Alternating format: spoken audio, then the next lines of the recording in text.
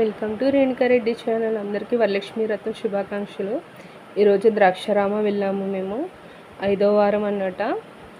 అస్సలు ఖాళీ లేదు, చాలామంది ఉన్నారు. మీరే చూడొచ్చు ఎంతమంది ఉన్నారో. ఎప్పుడు ఉదయం 5 గంటలకే వెళ్ళాలి. మనకి త్వరగా 10 అయినప్పటికి పూజ మొత్తం అయిపోతుంది. 10 అయిన తర్వాత ఇంకొక పూజ జరుగుద్ది, రెండో బ్యాచ్కి పూజ జరుగుతుంది. అది 12, 1 గంట అయిపోద్ది. మనం ఉదయం వెళ్తేనే 10 అయినప్పుడు పూజ జరుగుతుంది. మనం వరలక్ష్మి వ్రతం పూజకి ఏం పట్టుకెళ్ళవలసిన అవసరం లేదు.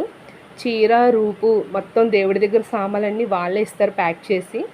గాజులు, పసుపు, కుంకుమ, పువ్వులు, అక్షంతలు, గంధం అన్నీ వాళ్ళే ఇస్తారు. దేవుడి దగ్గర సామాన్లన్నీ, చీర కూడా వాళ్ళే ఇస్తారు, రూపు కూడా వాళ్ళే ఇస్తారు.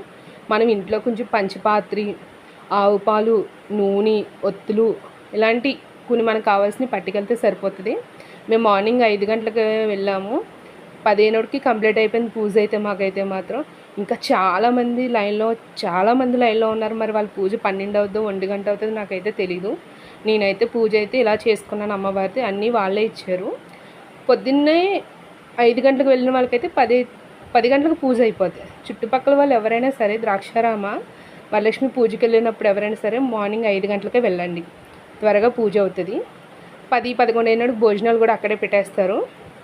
మా పూజ అయితే ఇలా అయింది. మీరే చూడొచ్చు ఎంతమంది జనం ఉన్నారు, చూడొచ్చు అస్సలు ఖాళీ లేదు. ఇది 5 గంటల నుంచి 10 గంటలకు ఒక ఫస్ట్ బ్యాచ్ పూజ అనమాట. ఎంతమంది ఉన్నారు మీరే చూడొచ్చు. రెండో బ్యాచ్ ఇంకా జనం వస్తున్నారు, అసలు ఖాళీ లేదు. చీరల దగ్గర అయితే అస్సలు ఖాళీ లేదు. నా పూజ అయితే ఇలా కంప్లీట్ అయింది. Thank you so much. నా వీడియోస్ అన్ని సపోర్ట్ చేయండి, లైక్ చేయండి, సబ్స్క్రైబ్ చేయండి.